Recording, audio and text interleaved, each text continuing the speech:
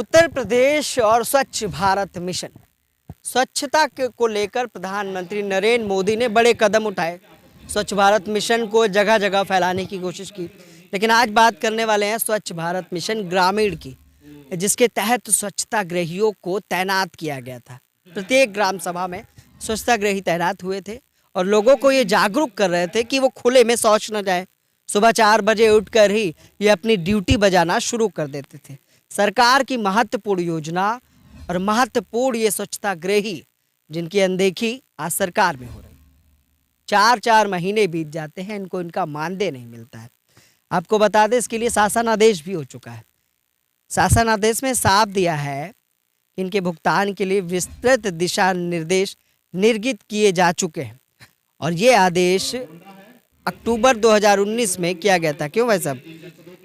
और मिशन निदेशक स्वच्छ भारत मिशन ग्रामीण उत्तर प्रदेश के द्वारा इस फैसले को लिया गया है, लेकिन अभी भी स्वच्छता गृहियों की बड़ी समस्या है, जिसको लेकर यहाँ एक तिवारी जी हैं जो धरने पर बैठे हैं।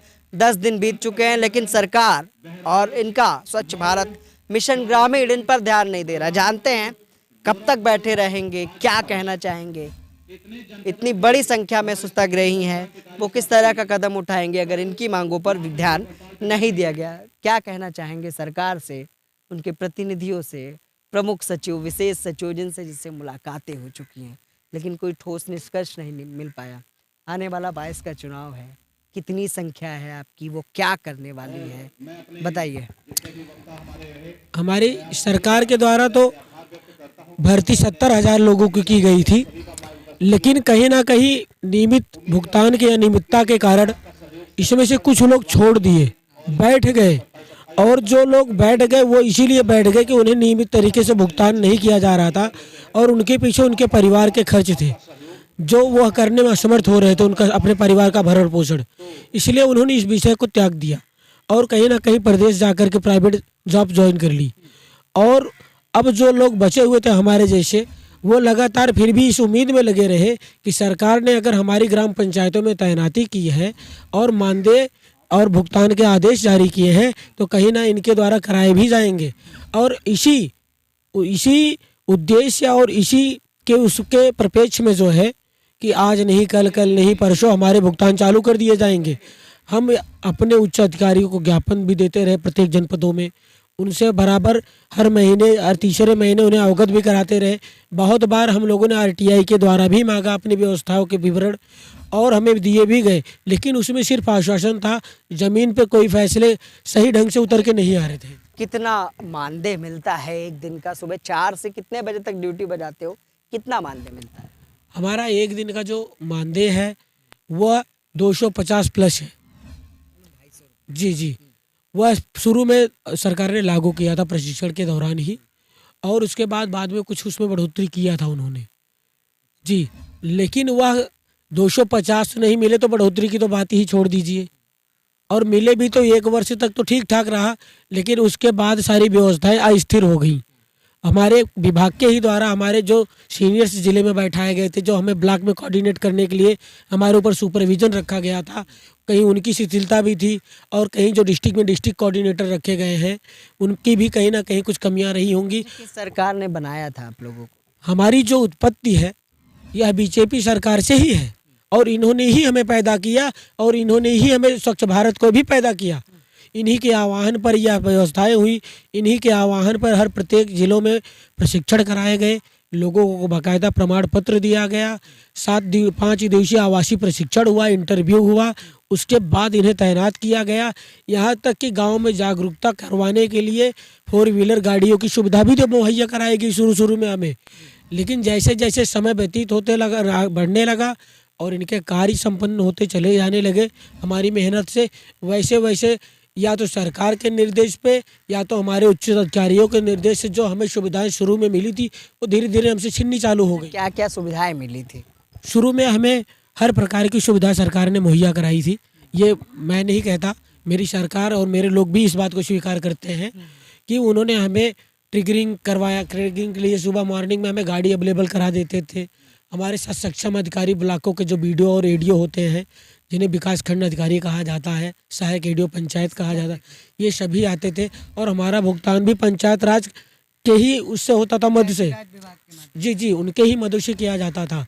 और शुरू के दिनों में 1 साल हम बता रहे कि हमारी स्थिति बहुत अच्छी थी और हम बहुत मेहनत से इसमें हम सारे भाई बहन जितने भी नवयुवक नवयुवतियाँ जो 70,000 उत्तर प्रदेश के लोग लगाए गए तो बड़े परिश्रम के साथ कर रहे थे।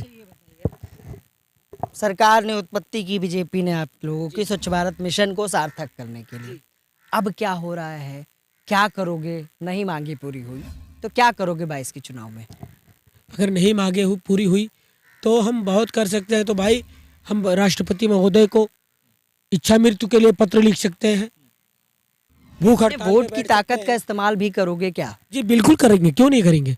अगर कहीं ना कहीं इस सरकार के द्वारा हमारे परिवार का भविष्य अंधेरे में जा रहा है, हमारा भविष्य तो अंधेरे में जा ही चुका है, हमें ऐसा प्रतीत होता है। अगर सुन कितनी पढ़ाई की थी आपने? जी मैं ग्रेजुएट हूँ। ग्रेजुएट। जी मैं ग्रेजुएट हूँ। लेकिन ग्रेजुएशन के हिसाब से काम नहीं मिल जी पाया। बिल्कुल नहीं मिला। मेरे पास टेक्निकल डिप्लोमा भी है। अच्छा, क्या कहेंगे, रोजगार की कमी है आज भी प्रदेश सरकार में? जी मुझे लगता है कि मेरे इस उत्तर प्रदेश में जो शुरू में आह्वान हमारी सरकार ने किया था कि अगर हम सरकार बनाएंगे तो 2022 में तो हम जो है जो 22 करोड़ रोजगार देने का इन्होंने वादा किया था भारतवर्ष में, वो कहीं ना कहीं बहुत अधूरा। अगर अधूरा ना होता तो जो पूरे भारतवर्ष में 7 लाख स्वच्छताग्राही कार्य कर रहे हैं वो आज तमाम प्रदेशों में अपने घरों पे या कोसे नहीं जाते या वो निकाले नहीं गए होते या वो हर प्रदेशों में जो धरने कर रहे हैं वो नहीं करते। तो कब तक बैठे रहोगे धरने पे? जी मैं अनिश्चितकालीन तक बैठा हूँ। भूख हड़ताल इसके बाद मैं अपने साथियों के साथ भूख हड़ताल पे बैठ जाऊंगा, क्योंकि घर पे अपने परिवार को मैं बिगड़ता हुआ और अंधेरे में जाता हुआ नहीं देख पा रहा हूँ। मेरी ऐसी स्थिति हो गई है, क्योंकि गाँव की कंडीशन और परिवार को संभालना बहुत बड़ा जिम्मेदारी का विषय होता है। मैं सुल्तानपुर जनपद का मूल रूप से निवासी हूँ। उत्तर प्रदेश के सुल्तानपुर से रमाशंकर तिवारी लखनऊ आते हैं। उनको लगता है कि धरना देने से शायद मुख्यमंत्री योगी आदित्यनाथ या स्वच्छ भारत मिशन के निदेशक या प्रमुख सचिव, विशेष सचिव या देश के प्रधानमंत्री जिन्होंने स्वच्छ भारत अभियान मिशन शहरी और ग्रामीण चलाया, लेकिन आज उन काम करने वाले लोगों की अनदेखी है। उत्तर प्रदेश और पूरे भारतवर्ष में रोजगार की बड़ी समस्या है। उस रोजगार को देने का तो काम किया, लेकिन क्या महज ये कह सकते हैं कि महज सिर्फ ये एक सरकाने की बात थी कि उनको एक रोजगार के नाम पर स्वच्छतागृही बनाया गया। 200-250 जैसा कि इन्होंने बताया, थोड़ा सा वेतन में बढ़ोतरी, मानदेय में बढ़ोतरी की गई थी, लेकिन वो भी समय से नहीं मिल रहा। विभिन्न मांगों को लेकर ये धरना स्थल पर बैठे। इनका कहना है कि मुख्यमंत्री मेरी मांग सुनेंगे, मुझे विश्वास है। 70,000 इन्होंने बताया कि स्वच्छतागृही हैं। अगर नहीं होता है इनकी मांगों पर विचार तो वो क्या करेंगे 22 के चुनाव में, वो भी उन्होंने साफ किया। अब देखने की बात है कि उत्तर प्रदेश की सरकार और सभी राजनीतिक पार्टियां क्या इन स्वच्छतागृहियों का साथ दे रही हैं या इनकी मांगों को सुन रही हैं, और अगर सुन रही हैं तो सदन में इनकी बात क्यों नहीं, लोक भवन में इनकी बात क्यों नहीं। सहयोगी विनय के साथ मैं विक्रम, लखनऊ से।